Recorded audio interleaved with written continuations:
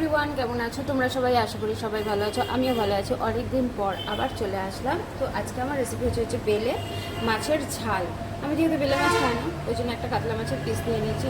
তো মূল রেসিপিতে যাই। প্রথমে এখানে প্রচণ্ড গাড়ির আওয়াজ। তো প্রথমে আমি এই মাছগুলোকে ভেজে নিই। তো চলো। তো এই যে কড়াই বসিয়ে দিয়েছি, কড়াইয়ের তেলটা গরম হয়ে গেছে। এবার আমি বেলে মাছগুলোকে এক এক করে দিয়ে লাল লাল করে ভেজে নেব।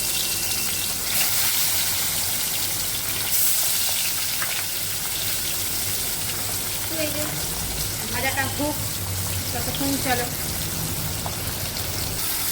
তো দেখো আমার মাছ, এখানে আমি মাছটা প্রথমে ভেজে নিয়েছিলাম, তুলে নিয়েছি। এবার এই মাছগুলো আমার ভাজা সব কমপ্লিট হয়ে গেল, মাছগুলো তুলে নিলাম। এরপরে আমি ফোড়ন দিয়ে দেবো। তো ফোড়নে আমি দেবো কালো জিরে,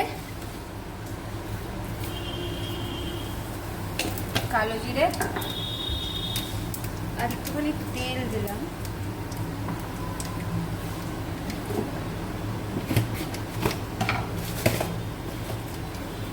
একটা শুকনো লঙ্কা। আমার ফোড়নটা হয়ে গেছে। এরপরে একটা মিডিয়াম সাইজের পেঁয়াজের থেকে অর্ধেকটা পেঁয়াজ আমি কেটে এর মধ্যে দিয়ে দিলাম। এবার আমি পেঁয়াজটাকে খুব ভালো করে লাল লাল করে ভেজে নিই। চলো, তো আমার এখানে পেঁয়াজটা ভাজা হয়ে গেছে। কিছুটা পেঁয়াজ আবার একটু লাল বেশি হয়ে গেল। এরপরে আমি দিয়ে দিলাম এর মধ্যে মশলা আমি কী দিলাম, এর মধ্যে দিলাম হচ্ছে 2 চামচ পোস্ত, 1 চামচ চারমগজ, 2টো টমেটো, 6টা কাঁচা লঙ্কা, আর নুন আর হলুদ পরিমাণ মতো। ঝালটা যে যার পছন্দ মতো দেবে। আমি আগে কমই দিলাম, কারণ আমার মাছ যেহেতু কম, ওই জন্য আমি কমই দিলাম। এরপরে আমি কী করবো, ওই মিক্সির বাটিটা ধুয়ে কিছুটা জল আমি এর মধ্যে দিয়ে মশলাটাকে ভালো করে কষিয়ে নেব।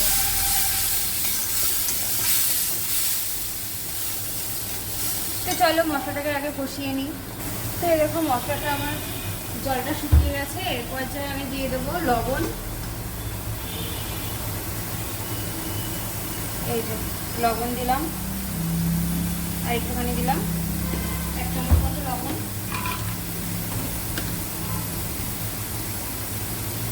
হাফ চামচ হলুদ। এরপরে ভালো করে কষা। আমার এখানে একটু তেলটা কমই লাগছে, আমি আর একটুখানি তেল এখানে দিয়ে দেবো। তো চলো মশলাটাকে আরও 5 মিনিট কষিয়ে নিই। তো দেখো আমার এখানে মশলাটা সুন্দর করে কষানো হয়ে গেছে, তেলও ছেড়ে দিয়েছে। ক্যামেরা অতটা বুঝতে পারছো কিনা জানি না, তবে এখানে তেলও ছেড়ে দিয়েছে। এবার আমি এর মধ্যে দিয়ে দেবো পরিমাণ মতন জল।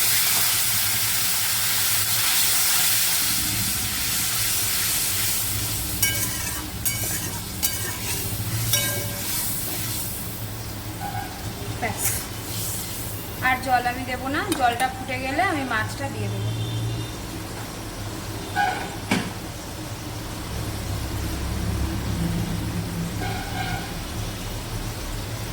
তো দেখো আমার এখানে ঝোলটা খুব সুন্দর ফুটে গেছে। এবার আমি দিয়ে দেবো বেলে মাছগুলো।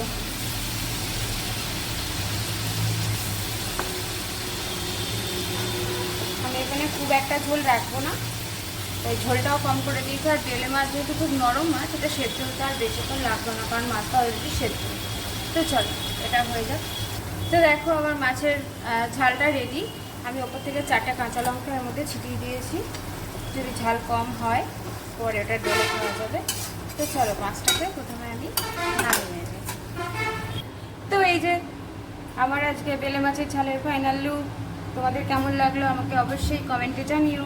যারা ফেসবুক থেকে দেখছো, ফেসবুক থেকে দেখলে আমার পেজটাকে ফলো করে দিও, আর ইউটিউব থেকে দেখলে আমার চ্যানেলটাকে সাবস্ক্রাইব করে দিও। লাইক শেয়ার কমেন্ট অবশ্যই করো। আজকের মতো টাটা।